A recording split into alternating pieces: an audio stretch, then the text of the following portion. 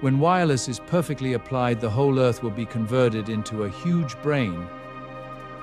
We shall be able to communicate with one another instantly, irrespective of distance.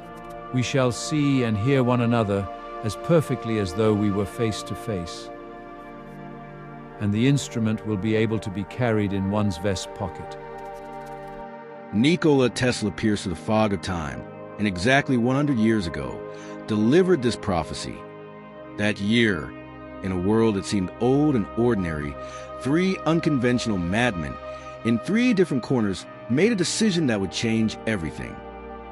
It is these 3 moments, from exactly a century ago, that formed the cornerstone of our modern civilization.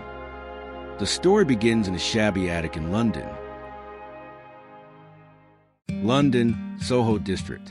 Living there was a destitute, frail Scottish engineer named John Logie Baird.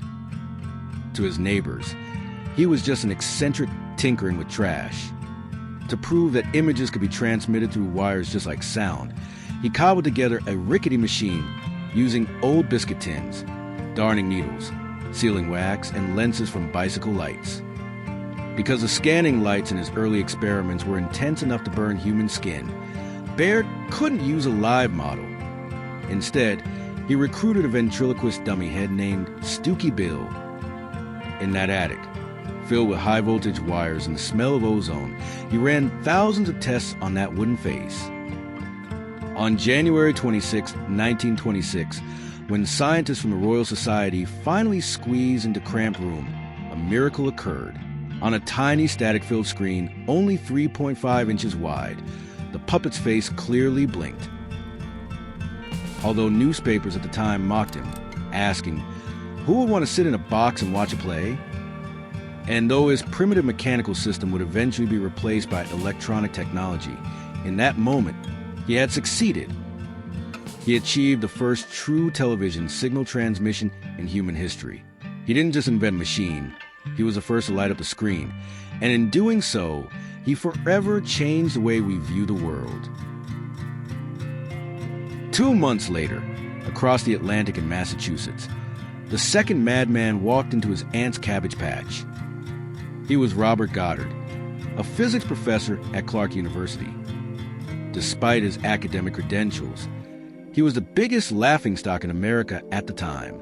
Simply because he had previously suggested that rockets could one day reach the moon, the New York Times published a scathing editorial specifically mocking the professor for lacking the knowledge ladled out daily in high schools, arguing that without air in a vacuum, a rocket would have nothing to push against.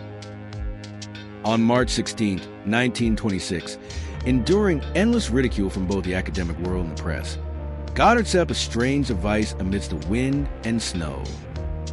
It looked nothing like the streamlined rockets we see today.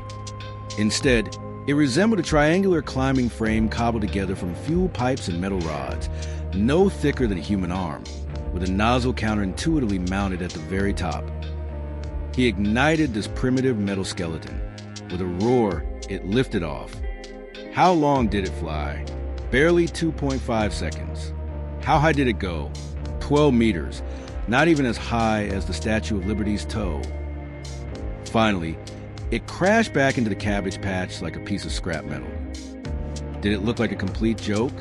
No, those 12 meters were the first step to the moon, for this was the first liquid-fueled rocket in human history.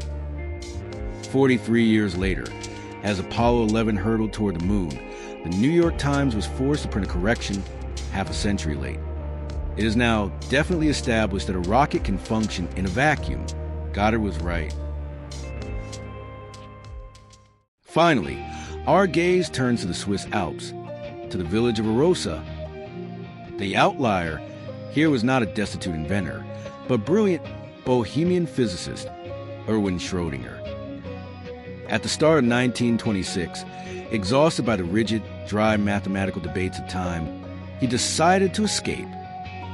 He retreated to a cabin high in the mountains, seeking a different intuition about the universe in the thin alpine air.